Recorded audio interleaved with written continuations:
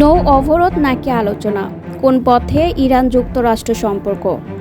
ইসলামাবাদের দ্বিতীয় দফার শান্তি প্রচেষ্টাও শেষ পর্যন্ত ব্যর্থতায় পর্যবসিত হলো।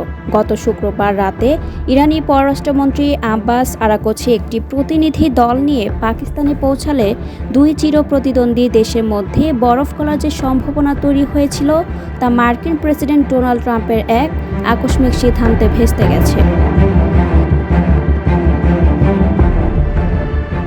মার্কিন বিশেষ দূত স্টিভ বিটকফ ও জারেড কুশানের ইসলামাবাদ সফর বাতিল করে ট্রাম্প সাফ জানিয়ে দিয়েছেন, অর্থহীন আলোচনার জন্য 18 ঘন্টা বিমান ভ্রমণের কোনো প্রয়োজন নেই, বরং সব কার্ড এখন ওয়াশিংটনের হাতে।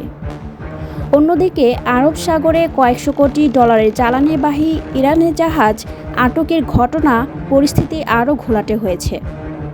এই নৌ অবরোধকে উস্কানি হিসেবে উল্লেখ করে ইরানের প্রেসিডেন্ট মাসুদ পেজেশকিয়ান পাকিস্তানের প্রধানমন্ত্রী শেহবাজ শরীফকে জানিয়েছেন, হুমকির মুখে তেহরান কোনো আলোচনায় বসবে না। সেন্টকমের কড়া পাহারায় ইরানি জাহাজ ফিরিয়ে দেওয়ার এই ঘটনাকে কেন্দ্র করে দুই দেশের মধ্যে কূটনৈতিক লড়াই এখন রাজপথ থেমে সমুদ্রে ছড়িয়ে পড়েছে।